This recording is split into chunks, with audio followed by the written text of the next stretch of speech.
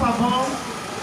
Right now, ladies and gentlemen, permit me to call on stage a talented dancer in our midst, a person of Fresh P.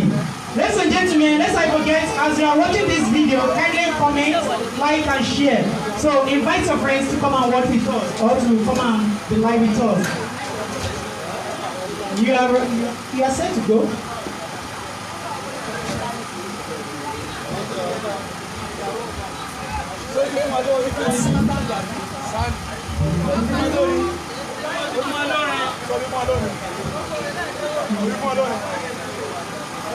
Alright, what's gonna happen? Do you just want to dance anyhow? With this drum out? Dance alone.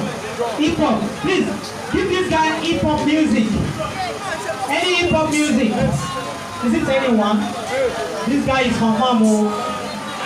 I beg! Fast beat, fast beat. Marvin's record, come and sign dancer. Pokoli, come and sign dancer. Any beat, any song, you can dance to it. Mofo, I pray, I pray for you. I pray, but I think it's you. I think it's you. Just give him the music. Any fast beat music, you know. Fast beat. Fast beat.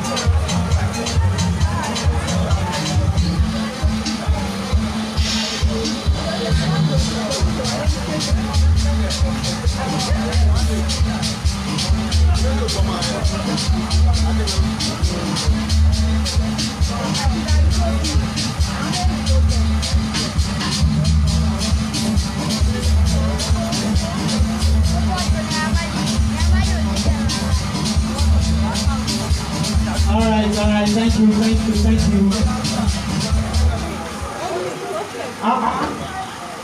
In fact, you are great. It shall be well with you inside well. Sorry, it shall be well with you inside life. You can go and have your seat. Or you want to collect money? I don't have money. Give me your account number. Ladies and gentlemen, permit me to introduce the queen of all seasons. the woman that has been making Ilorin choir proud in Nigeria and across the globe.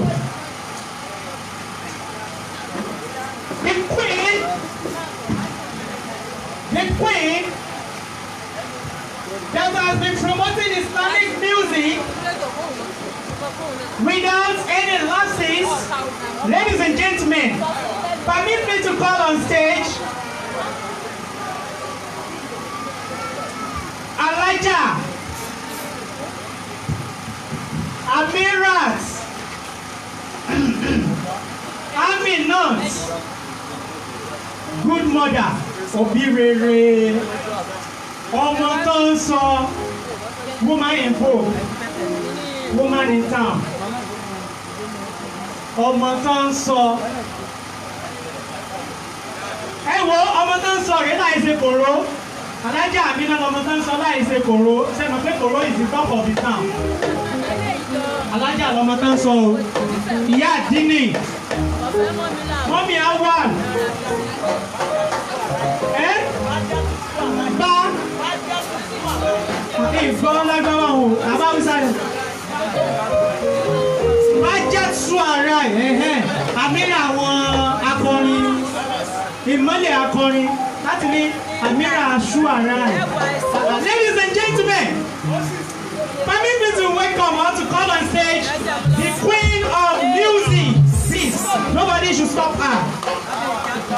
Mommy Awal, oh standard. Oh, they, oh standard. Mommy Awal, one more, don't show this one. Go, wait.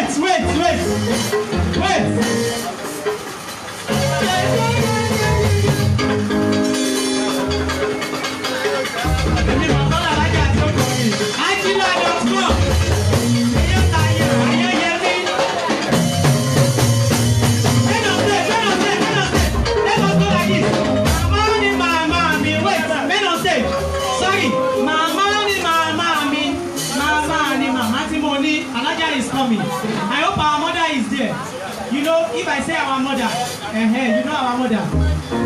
Are you there?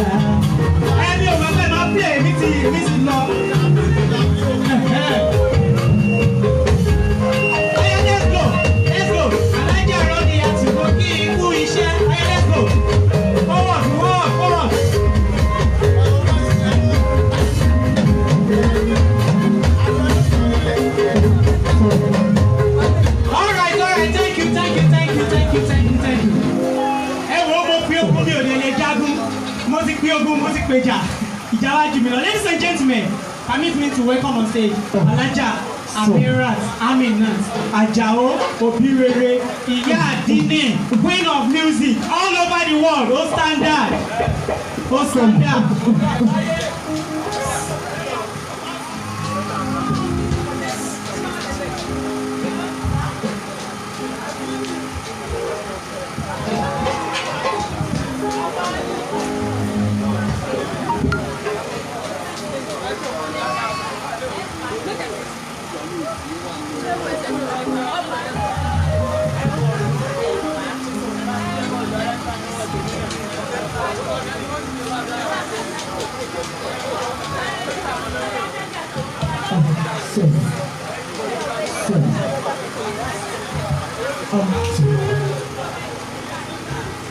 Ma sanodino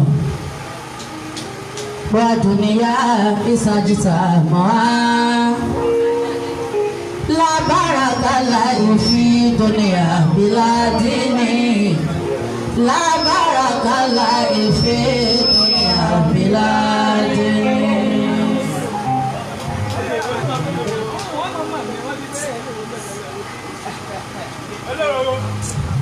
òbòrèrè àmì náà. alákọ̀ọ́kọ́ tó ń rin alápẹ̀pẹ̀ ìtàn ìgbésẹ̀ òtún dé o. mi kì í kọ́ sàmì gbé nǹkan tànà. orin tí ìgbà kan èdè tí ìgbà pè lọ́tún lọ́tún ni. ọ̀gá mi ti bọ́ṣọ ànálẹ̀ òde orí ti yá.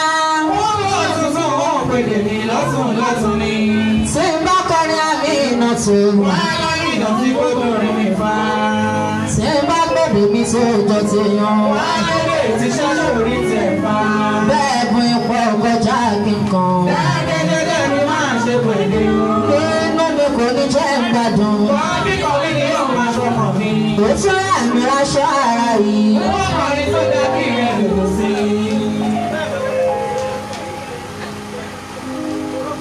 tán bá ní wọn nìkan ló dára ju ẹgbẹ́ ni.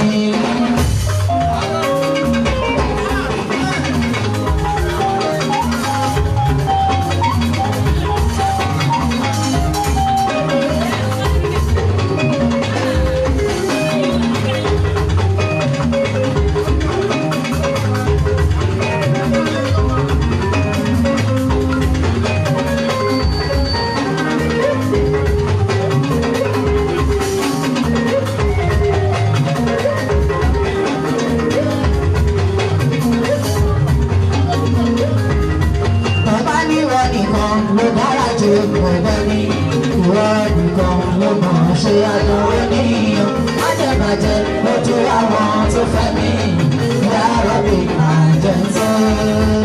ọba ní wọ́n ní wọ́n ló dára ju ẹgbẹ́ mi ìwọ́n ní wọ́n ló mọ̀ ṣe àdúró níyàn má jẹ́ bàjẹ́ lójú àwọn tó fẹ́ mi yàrá mi máa jẹ́ tó.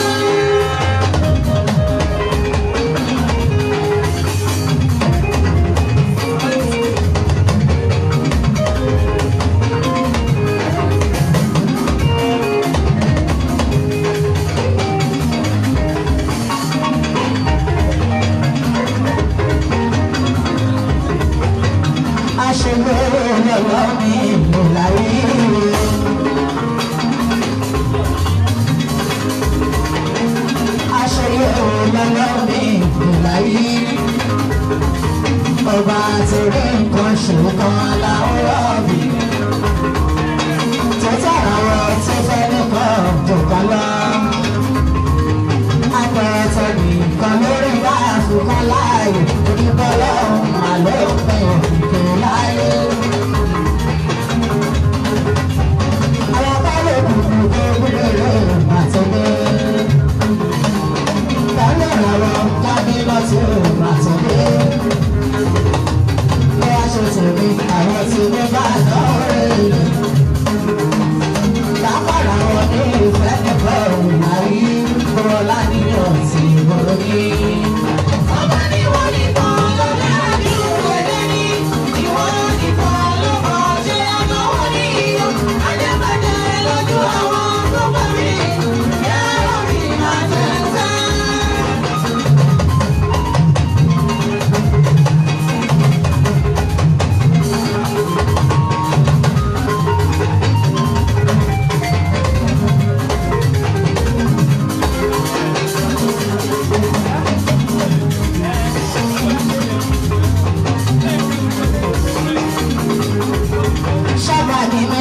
Ọjọ́ 2000 nígbà yẹn.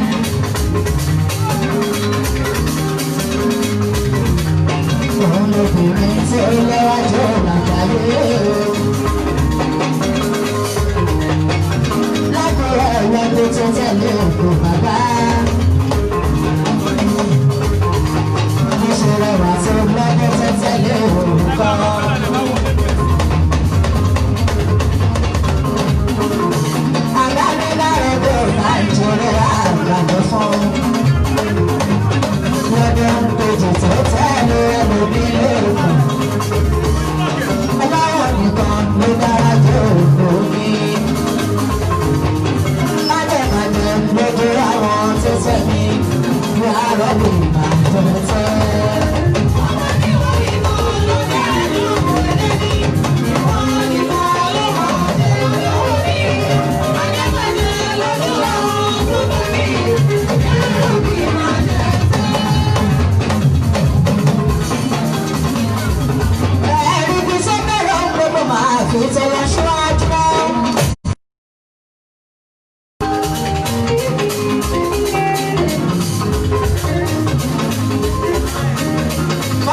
láìláìwá ètò bá tó dá mi sí.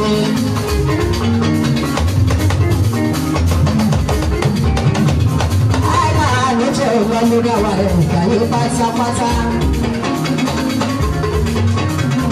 ọba dáná ọba ní ẹni ọba ní ọ̀la ní ọ̀gọ́jọ́ gbogbo ni. ọba tí tí ń bọ kí gbogbo tó dé. gbogbo ní ọba wa tí olùbá tún sáré mọ́ sára rẹ̀ olùwà ọba rẹ̀.